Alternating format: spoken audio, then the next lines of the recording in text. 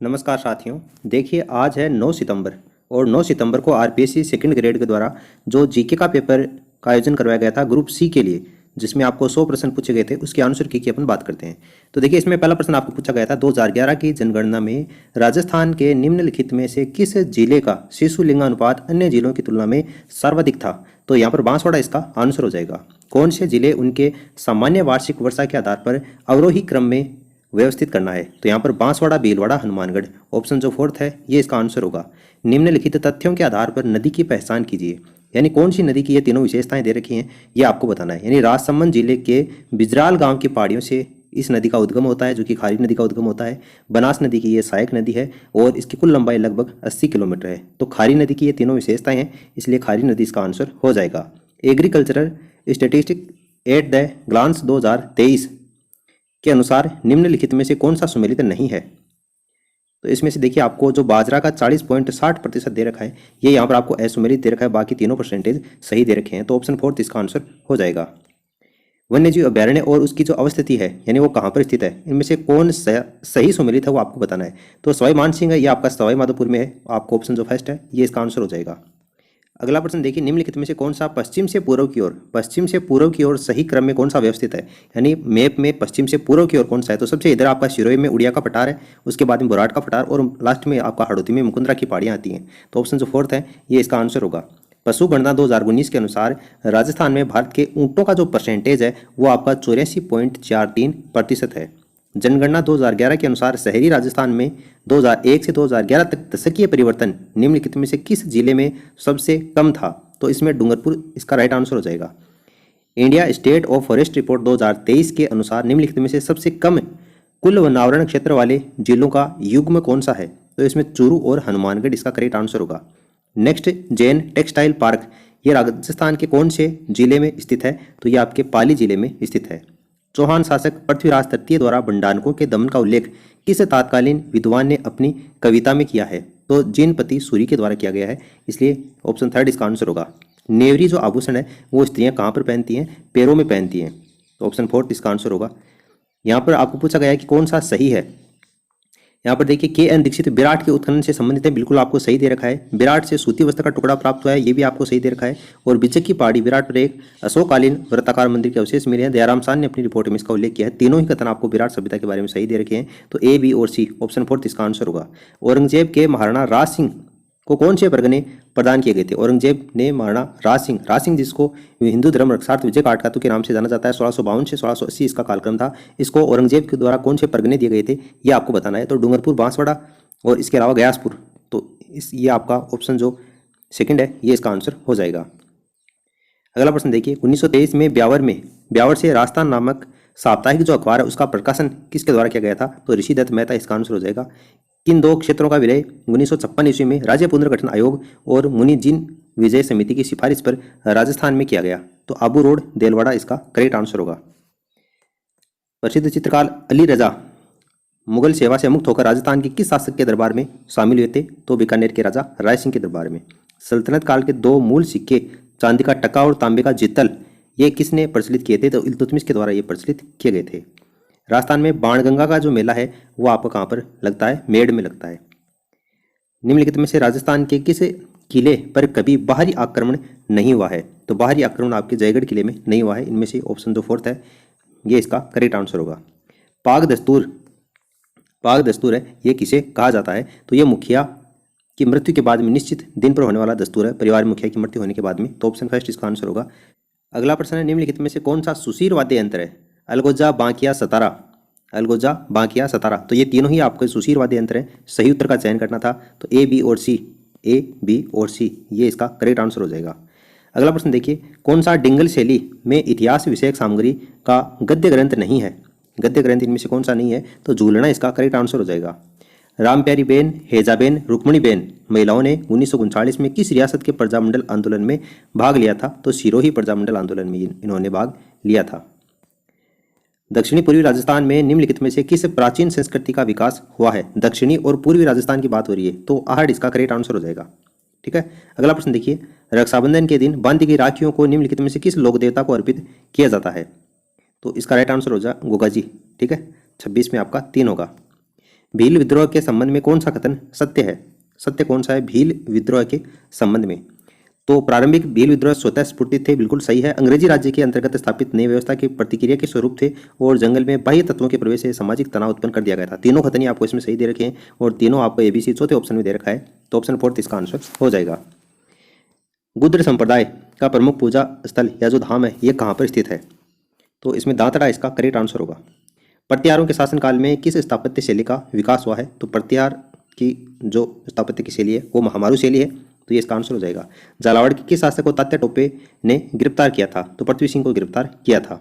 भारत के संविधान के किस प्रावधान के तहत राजस्थान सरकार के अधीन सेवारत किसी व्यक्ति को प्रभावित करने वाले अनुशासनात्मक मामलों से संबंधित राजस्थान लोक सेवा आयोग से परामर्श करना अनिवार्य है? तो इसका राइट आंसर हो जाएगा अनुच्छेद 320 उपखंड 3। भारत के संविधान में राज्यपाल की शक्तियों से संबंधित आपको अनुच्छेद दे रखे हैं और इन अनुच्छेद का आपको मिलान करना है। यहाँ पर देखिए अनुच्छेदों का मिलान करना है नीचे दिए गए कूट के आधार पर और बताना है कौन सा सही है। राज्यपाल की शक्ति दे रखी है और राज्यपाल की शक्ति से संबंधित आपको अनुच्छेद दे रखा है। तो इसमें से देखिए क्षमादान की राज्यपाल की शक्ति 162 ये आपको गलत दे रखा है। अध्यादेश प्रख्यापित करने की शक्ति 214 ये भी गलत है। विधेयकों पर अनुमति 200 ये सही दे रखा है और राज्य के विधानमंडल के 17 और विघटन 174 ये भी आपको सही दे रखा है। तो तीसरा और चौथा इसमें सही है। तीसरा और चौथा आपको चौथे ऑप्शन में दे रखा है, तो ये इसका आंसर हो जाएगा। राजस्थान के निम्नलिखित मुख्यमंत्रियों में से किसने प्रथम बार राजस्थान विधानसभा में बजट प्रस्तुत किया था? तो जयनारायण व्यास इसका करेक्ट आंसर हो जाएगा। 31 मई 2025 को यथा विद्यमान राजस्थान परिषद के संबंध में कौन सा कथन सही नहीं है? गलत कौन सा इनमें से आपको बताना है। तो वर्तमान मंत्रिपरिषद में कुल 10 राज्य मंत्री हैं, जिनमें से 5 राज्य मंत्रियों के पास में स्वतंत्र प्रभार है। यह आपको इसमें गलत दे रखा है और यही इसका आंसर हो जाएगा। कौन राजस्थान राज्य मानवाधिकार आयोग के अध्यक्ष नहीं थे? इनमें से कौन नहीं थे? तो न्यायमूर्ति प्रेमचंद्र जैन इसका करेक्ट आंसर होगा। निम्नलिखित में से किस विषय पर राजस्थान विधानसभा कोई कानून नहीं बना सकती है? तो निगम कर इसका करेक्ट आंसर होगा। राष्ट्रपति निर्वाचन 2022 में राजस्थान राज्य विधानसभा के सभी सदस्यों का कुल मतमूल्य कितना था? तो इसका जो राइट आंसर हो जाएगा वो 25,800 इसका करेक्ट आंसर होगा। निम्नलिखित में से कौन राजस्थान के सबसे लंबे समय तक मुख्य सचिव रहे हैं? तो ML मेहता इसका करेक्ट आंसर होगा। राजस्थान पंचायती राज अधिनियम 1994 के अनुसार पंचायत समिति के उप प्रधान की शक्तियों और कार्यों के संबंध में गलत कथन की पहचान करनी है। तो पहला कथन आपको इसमें गलत दे रखा है और ऑप्शन जो फर्स्ट है ये इसका आंसर हो जाएगा। अगला प्रश्न है, प्रत्येक वित्तीय वर्ष के संबंध में राज्य का वार्षिक वित्तीय विवरण या प्राकलित आय और व्यय का विवरण राजस्थान विधानसभा में ऐसे दिन उपस्थापित किया जाता है जो निर्धारित की जाती है। तो इसका राइट आंसर होगा राज्यपाल के द्वारा। ठीक है, ऑप्शन सेकंड इसका करेक्ट आंसर होगा। जुलाई 2025 में राजस्थान के मंत्रिमंडल ने गेल लिमिटेड और RVUNL के मध्य जॉइंट वेंचर कंपनी के गठबंधन को मंजूरी दी। इसके संदर्भ में आपको बताना है कौन सा कथन गलत है, सही नहीं है, वो आपको बताना है। तो इस जॉइंट वेंचर कंपनी को धौलपुर गैस आधारित पावर प्लांट की 530 मेगावाट क्षमता की मौजूद इकाई स्थानांतरित की जाएगी। ये कथन आपको इसमें गलत दे रखा है। अगला प्रश्न देखिए, जुलाई 2025 में देश का पहला राजकीय बालिका सैनिक विद्यालय किस जिले में केंद्रीय विधि एवं न्याय मंत्री द्वारा उद्घाटित किया गया? तो बीकानेर इसका करेक्ट आंसर होगा। राजस्थान के मंत्रिमंडल द्वारा जुलाई 2025 में मेडिकल वैल्यू ट्रेवल पॉलिसी के प्रारूप का अनुमोदन किया गया। इसके अनुसार इस नीति के क्रियान्वयन हेतु गठित होने वाली जो तकनीकी समिति है इसके अध्यक्ष कौन है? या मेडिकल शिक्षा सचिव इसका करेक्ट आंसर होगा। अगला प्रश्न देखिए, इसमें जो पेपर है मेरे पास आया था, इसमें थोड़े से ये एक पेज है जिसमें आपको 5 प्रश्न देखने को मिलेंगे।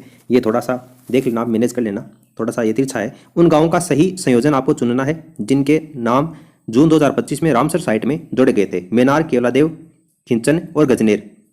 तो इसमें आपका एक तो मेनार हो जाएगा और एक आपका खिंचन हो जाएगा। तो A और C होगा। A और C आपको चौथे ऑप्शन में दे रखा है, तो ये इसका आंसर हो जाएगा। फिर अगला प्रश्न है, राजस्थानी भाषा के लिए किसे साहित्य अकादमी युवा पुरस्कार 2025 हेतु चयनित किया गया है? तो इसका राइट आंसर होगा पूनम चंद गोदारा। ऑप्शन जो थर्ड है ये इसका करेक्ट आंसर होगा। अगला प्रश्न है 46 नंबर का प्रश्न है, जुलाई 2025 में राजस्थान क्रिकेट संघ की तदर्भ समिति ने भारतीय क्रिकेट कंट्रोल बोर्ड की विभिन्न प्रतियोगिताओं में भाग लेने वाली टीम चुनने के लिए चयन समिति की घोषणा की। कौन सीनियर पुरुष वर्ग की चयन समिति में शामिल नहीं था? देखो कितना डीपली प्रश्न पूछा गया है। ठीक है, इसका राइट आंसर होगा नरेश गहलोत। ऑप्शन जो थर्ड है ये इसका करेक्ट आंसर होगा। अगर पढ़ा हुआ हो तभी ये क्वेश्चन सही होता है, वरना ऐसा प्रश्न है वो आपका छोड़ने के लिए ही बनाया जाता है। अगला प्रश्न देखिए, राजस्थान के पहलवानों के द्वारा क्रमशः स्वर्ण, रजत और कांस्य पदकों का सही संयोजन चुने जो उनके द्वारा बिहार में आयोजित खेलो इंडिया यूथ गेम्स 2025 में कुश्ती में जीते गए थे। तो 47 में आपका आंसर होगा पहला, जिसमें स्वर्ण आपके 2 थे, रजत 1 था और कांस्य आपको 6 पदक इसमें जीते गए थे। और 48 नंबर का प्रश्न है, 28 जुलाई 2025 तक आभा आईडी बनाने में राजस्थान देश में कौन से स्थान पर रहा है? तो दूसरे स्थान पर रहा है। ऑप्शन जो थर्ड है ये इसका करेक्ट आंसर होगा। अब वापस अपन सही तरीके से देखिए आ जाते हैं। 49 नंबर का प्रश्न है, जून 2025 में राजस्थान के किस शहर में पोटून तकनीकी से बनी राज्य की पहली इलेक्ट्रिक डबल डेकर बोट का शुभारंभ किया गया? तो इसका राइट आंसर होगा उदयपुर। जुलाई 2025 में चीन में आयोजित 11वीं एशियाई महिला युवा हैंडबॉल चैंपियनशिप के संदर्भ में निम्न कथनों पर विचार कीजिए और सही विकल्प का चयन कीजिए। तो इसमें आपको इस प्रतियोगिता में भारतीय हैंडबॉल टीम ने राजस्थान की साक्षी और शिवानी ने प्रतिनिधित्व किया था और भारतीय टीम की कोच राजस्थान की अनन्या सिंह है। दोनों ही कथन आपको इसके संबंध में गलत दिए गए हैं, तो कथन ए और कथन बी दोनों यहाँ पर असत्य हैं। ऑप्शन फर्स्ट इसका आंसर हो जाएगा। अगला प्रश्न है, लघु हिमालय और शिवालिक हिमालय के मध्य पाई जाने वाली जो अनुदैर्ध्य घाटी है या जो घाटियाँ हैं वो कौन सी हैं? 3 आपको घाटियों के नाम दे रखे हैं, इनमें से केवल आपको जो सी देहरादून घाटी है वो है, तो केवल सी आपको तीसरे ऑप्शन में दे रखा है, ये इसका आंसर हो जाएगा। उत्तरी गोलार्ध के धरातल पर उपोष्ण कटिबंधीय उच्च दाब से उपध्रुवीय निम्न दाब की ओर पवनें किस दिशा में चलती हैं? तो दक्षिण पश्चिम से उत्तर पूर्व इसका करेक्ट आंसर होगा। वित्तीय वर्ष 2024-25 भारत के लिए निम्नलिखित में से किस राज्य में सर्वाधिक प्रत्यक्ष विदेशी निवेश हुआ है? तो महाराष्ट्र इसका करेक्ट आंसर होगा। भारत में निम्नलिखित में से किस क्षेत्र में वार्षिक वर्षा की परिवर्तिता 20% से कम है? तो उत्तर पूर्वी राज्य इसका करेक्ट आंसर होगा। UNEP विश्व पर्यावरण दिवस 2025 की थीम या जो विषय है वो क्या था? तो प्लास्टिक प्रदूषण को हराइए, ऑप्शन फोर्थ। माटोग्रासो पठार किस महाद्वीप में स्थित है? तो दक्षिणी अमेरिका इसका करेक्ट आंसर होगा। 2020 में अंतर्राष्ट्रीय प्रवासियों की पुरुष महिला सहभागिता कितनी थी? पुरुष और महिला दोनों की सहभागिता 51.9 और 48.1, ऑप्शन सेकंड इसका आंसर होगा। पंचगंगा तथा कोयना सहायक नदियां हैं, किसकी सहायक नदियां हैं? तो ये कृष्णा नदी की सहायक नदियां हैं। मिष्टी पहल किस प्रकार के वनों के संरक्षण से संबंधित है? तो ये मैंग्रोव वन से संबंधित है, ऑप्शन फर्स्ट इसका आंसर होगा। निम्नलिखित तेल क्षेत्रों में से कौन सा ब्रह्मपुत्र घाटी में अवस्थित नहीं है? कौन सा नहीं है वो आपको बताना है, तो अलियाबेट इसका करेक्ट आंसर होगा। 2023-24 में भारत के कुल अंगूर उत्पादन में 67% अधिक योगदान देने वाला राज्य कौन सा है? तो महाराष्ट्र इसका करेक्ट आंसर होगा। वर्ष 2025-26 में केंद्रीय बजट में घोषित प्रधानमंत्री धन धान्य कृषि योजना देश के कम उत्पादकता वाले कितने जिलों में लागू की जाएगी? तो 100 जिलों में ये लागू की जाएगी। आर्थिक समीक्षा 2024-25 के अनुसार भारत के कपड़ा निर्यात के संदर्भ में आपको बताना है कौन सा कथन सही है? तो भारत वैश्विक स्तर पर कपड़ा और परिधान का छठा सबसे बड़ा निर्यातक है, बिल्कुल आपको सही दे रखा है, और 12% का योगदान है वो देश के निर्यात में देता है। वर्ष 2023 में कपड़ा और परिधान में देश की बाजार हिस्सेदारी वैश्विक स्तर पर 7% रही, यह आपको इसमें गलत दे रखा है। तो पहला और दूसरा इसमें सही है, तो ऑप्शन जो सेकंड है इसमें पहला और दूसरा ये इसका करेक्ट आंसर होगा। भारत के वे 4 राज्य कौन से थे जिनका वित्त वर्ष 2023 में स्थिर कीमतों पर 2011-12 कुल औद्योगिक सकल राज्य जोड़े गए मूल्य से लगभग 43% अंश था? तो इसका राइट आंसर होगा गुजरात, महाराष्ट्र, कर्नाटक, तमिलनाडु, ऑप्शन जो थर्ड है ये इसका करेक्ट आंसर होगा। संभावित सेवा उप क्षेत्रों की पहचान पर एक वर्किंग पेपर में नीति आयोग ने सेवाओं को उनकी कार्य प्रगति के आधार पर 4 श्रेणियों में वर्गीकृत किया है और सही क्षेत्रों का आपको चयन करना है। तो इसमें बचाव, गति बढ़ाना, परिवर्तन और अप्रयुक्त के क्षेत्र, ऑप्शन जो थर्ड है ये इसका आंसर होगा। अगला प्रश्न देखिए, निम्नलिखित में से कौन सा कथन 25 नवंबर 1949 को संविधान सभा में दिए गए BR अम्बेडकर के अंतिम भाषण का अंश नहीं है? कौन सा गलत है इसमें आपको वो बताना है। तो देखिए इसमें इस सदन में कुछ मित्रों ने जो यह आरोप लगाया है कि कर्तव्यों का उल्लेख नहीं है, ये सही नहीं है क्योंकि प्रत्येक अधिकार में कर्तव्य निहित और शामिल है, ये कथन नहीं कहा था, इसलिए ऑप्शन जो फोर्थ है ये इसका आंसर हो जाएगा। निम्नलिखित में से कौन सा अनुच्छेद 86वें संविधान संशोधन अधिनियम के द्वारा भारत के संविधान में जोड़ा गया था? तो अनुच्छेद 51 क उपखंड ट, ऑप्शन जो फोर्थ है ये इसका आंसर होगा। निम्नांकित में से 18वीं लोकसभा चुनाव में मान्यता प्राप्त राष्ट्रीय राजनीतिक दल को पहचानिए? तो नेशनल पीपुल्स पार्टी इसका आंसर होगा। कौन सा कथन भारत सरकार अधिनियम 1919 के बारे में सही नहीं है, गलत कौन सा आपको बताना है? तो इसका राइट आंसर गवर्नर जनरल की परिषद को गवर्नर जनरल की सर्वोच्च परिषद के नाम से भी जाना जाता है। अगला प्रश्न है, नेहरू के नेतृत्व में आयोजित एशियाई संबंध सम्मेलन के बारे में निम्नलिखित कथनों पर विचार कीजिए और सही विकल्प का आपको चयन करके बताना है। तो देखिए 2 कथन दिए गए हैं, 1947 में आयोजित किया गया था और ये भारत की स्वाधीनता से पहले आयोजित किया गया था, यानी कि दोनों ही कथन आपको सही दे रखे हैं। तो ए और बी ये आपको फर्स्ट और सेकंड दोनों कथन है वो सही हैं, ऑप्शन फर्स्ट इसका आंसर हो जाएगा। अगला प्रश्न देखिए, ऑपरेशन सिंदूर पर दिनांक 7/5/2025 को भारत के विदेश सचिव ने अपने वक्तव्य में किस अंतर्राष्ट्रीय संगठन के प्रेस वक्तव्य को इस कार्य के संदर्भ में देखे जाने का जिक्र किया है? तो इसमें सार्क, ऑप्शन जो सेकंड है ये इसका करेक्ट आंसर नहीं होगा, बल्कि संयुक्त राष्ट्र संघ यानी UN के बारे में जिक्र किया था, तो इसमें आपका संयुक्त राष्ट्र संघ, ऑप्शन जो थर्ड होगा ये इसका करेक्ट आंसर होगा।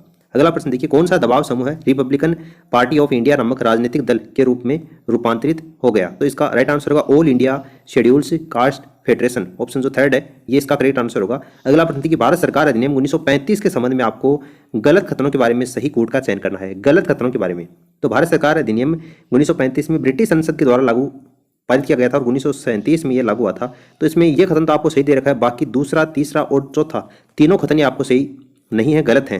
यानी 3 कथन गलत हैं और 3 के बारे में यहाँ पर कहीं पर भी मेंशन नहीं कर रखा है। सभी भी गलत नहीं है क्योंकि पहला कथन है वो सही है, इसलिए अनुत्तरित प्रश्न ये आपको यहाँ पर करना था। यानी कि ये क्वेश्चन जो है वो एग्जाम में डिलीट होने वाला है या इसका बोनस आपको मिलने वाला है।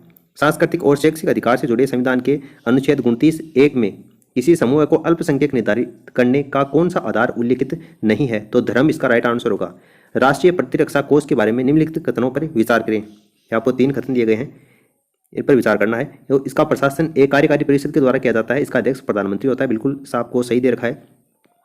इसके बाद में कोष की कार्यकारी परिषद का सचिव चीफ ऑफ डिफेंस स्टाफ होता है, ये गलत है। कोष संघीय घटक में कोई संयोग नहीं मिलता, तो आपको ये भी सही दे रखा है। पहला और तीसरा सही है और पहला और तीसरा आपको दूसरे ऑप्शन में दे रखा है, तो यहाँ पर आपका ऑप्शन जो सेकंड है ये इसका आंसर हो जाएगा। किस वाद के फैसले में भारत के उच्चतम न्यायालय ने यह अभी निर्धारित किया है कि पंथ निरपेक्षता संविधान के मूल ढांचे का अंग है? तो इसका राइट आंसर होगा SR बोम्बोई बनाम भारत संघ 1994। 2024 के आम चुनाव यानी लोकसभा चुनाव है, उसमें भाग लेने वाले राजनीतिक दलों के संबंध में कौन सा कथन गलत है? तो इसमें देखिए, चुनाव में 47 राज्य स्तरीय दलों ने भाग लिया था, ये कथन आपको इसमें गलत दे रखा है। भारत के राष्ट्रपति के संबंध में क्या सही है? भारत के राष्ट्रपति के संबंध में क्या सही है? तो व्यक्ति जो मृत्यु, त्यागपत्र या पद से हटाए जाने के कारण रिक्त हुए राष्ट्रपति पद को बढ़ने के लिए हुए चुनाव में विजयी हुआ है, पूरे 5 वर्ष की अवधि के लिए पद पर रहने का हकदार होगा। आपका ऑप्शन जो थर्ड है ये इसका आंसर होगा। कोहलबर्ग के अनुसार नैतिक विकास की किस अवस्था में बालक अपने मार्गदर्शन के लिए कुछ नैतिक सिद्धांत विकसित कर लेता है जो उसके समाज के दृष्टिकोण पर आधारित होते हैं और वह उन्हें सही और गलत के निर्धारण में प्रयोग करता है? तो यह सामाजिक अनुबंध उन्मुखीकरण, ऑप्शन फोर्थ इसका आंसर होगा। निम्नलिखित में से कौन सा कथन शिक्षा मनोविज्ञान के बारे में सही नहीं है? तो गलत कौन सा आपको बताना है।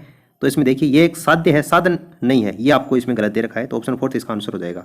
शिक्षा मनोविज्ञान एक अध्यापक को संपूर्ण सामाजिक वातावरण और अधिगम पर उसके प्रभाव की संक्रियाओं के बारे में जानने में सहायता करता है। शिक्षा मनोविज्ञान का ये जो योगदान है वो किससे संबंधित है ये आपको बताना है। तो ये व्यक्तिगत विभिन्नताओं की समझ से संबंधित है। मैकलेलैंड के अनुसार जब विद्यार्थी प्रतिस्पर्धा करना चाहते हैं और सफलता की चुनौतियों को स्वीकार करना चाहते हैं तो ये किस प्रकार की अभिप्रेरक आवश्यकता है? तो ये उपलब्धि की आवश्यकता है, ऑप्शन थर्ड इसका आंसर होगा।